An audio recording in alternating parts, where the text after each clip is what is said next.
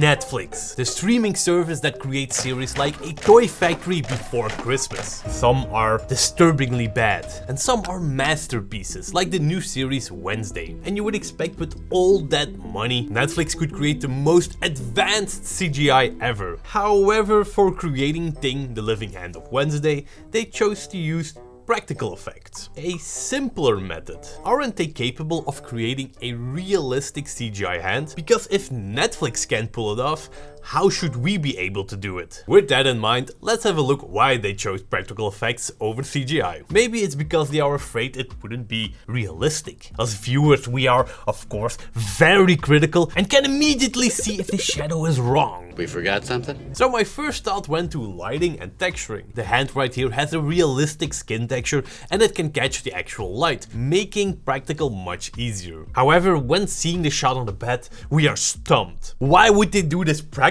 Are they making it complex on purpose? Or maybe they just have unlimited time? Yeah, there is a super realistic interaction with the bed and hand, which is good, but also bad. Because removing the interaction of the excess arm and the shadows will be super hard. So here a fully generated CG hand would be easier if you ask me, right? We need a 3D hand and cloth simulation, and with the latest Cinema 4D update, a realistic cloth simulation is as easy as seeing your own nose. Why would you tell me that? Sorry about that. So we have the same realistic interaction between the hand and the bedsheets. See Netflix, you can do CGI. This looks really promising. But then we noticed something that is possible in CGI, but takes way too much time if you do it by hand. Thing really loves to run, jump and move around like crazy, and our CGI hand needs to do the same. However, all those animations will take a lot of time and aren't easy. Just thinking about animating each finger separately gives me nightmares.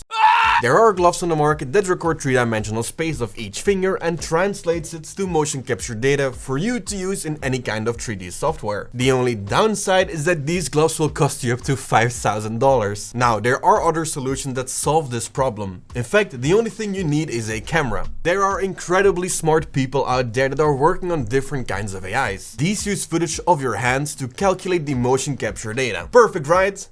Well, no. It's still experimental and not publicly available yet. Although, maybe I have something that might work. At this point, I think almost everybody has or knows somebody with one of these toys at home, a VR system. And yes, these are meant for gaming, but they also rely on something that we need, motion capture. We have the Valve Index, and this system relies on finger tracking, because you know, just in case you need to flip somebody off in VR. Exactly what we need. We can use external software that reads out and records this data, which for us is perfect to animate the hand with. And as you can see, it works, but we lose a lot of that refined movement. But with our deadlines, motion capture isn't going to work. But Netflix can, so why didn't they do it? A question I can answer, but first we need to learn the basics of filmmaking.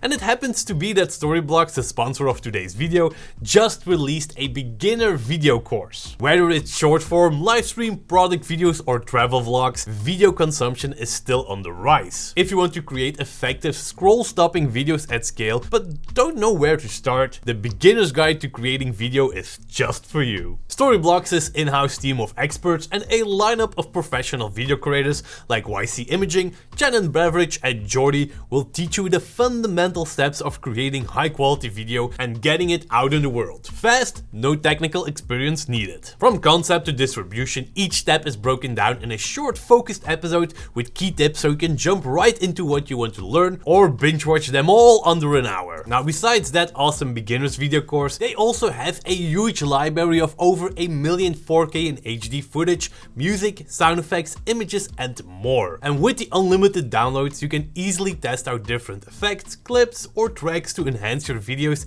and bring them to life. Something we do for every project. We keep testing out assets until our VFX is perfect. And to really save time, we use the pre-made professional templates for Premiere Pro and After Effects, giving us more time to create awesome videos for you guys. Now get started with Storyblocks and take back creative control by clicking the first link in the description below or head straight to storyblocks.com Cinecom. Now back to our main question and the real reason why practical. There's something that CGI has trouble creating, something that distances them from real actors. And you wouldn't immediately think about it when talking about a severed hand. But the thing likes to express itself. It has its own personality, and to really make it believable, you need emotions. And that's why Tim Burton went for practical effects. Victor Dorobantu did an amazing job giving life to Thing. We are a big fan of his work, and apparently he is a big fan of Cinecom too. And if you now look at the Thing, do you get the feeling I can also create that? Now the hand has a prosthetic part, and we thought to create that using After Effects, but that looked like shit. So let's try and do that completely practical. What I have right here is flour and Vaseline. Mixing that allows you to blend in your custom-made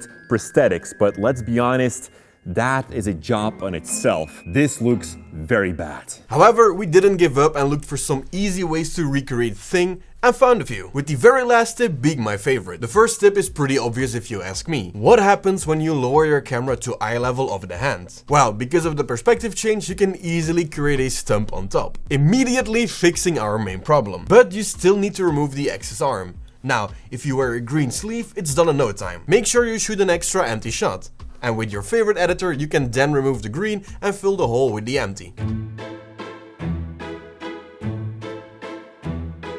Of course, there are some restrictions, but we can work around them. With a second tip, you can make it yourself so easy, it's almost illegal to call this a tip. Just like they did, you can simply use the environment to hide the rest of the arm. Maybe you cut a hole in the desk, or you can use the blanket. So many possibilities. The last method, and my personal favorite, the scene where Wednesday catches Sting, is a perfect example how easy it can be. And the main advantage here is that you can add movement to your actors, making it even more realistic. The main talent can simply hold the hand, hiding that difficult stump and giving us a cool effect. Again, you will need to remove the excess arm just like before, but you will need to do some extra masking to also remove the hand talent completely. And for a variation on this, maybe the hand can rest on the shoulder. Well, that's also easy. Now, to learn all the details to pull the perfect key and do that masking for practical effects, you have to see the video on my left. Thank you guys so much for watching, and like always, stay creative.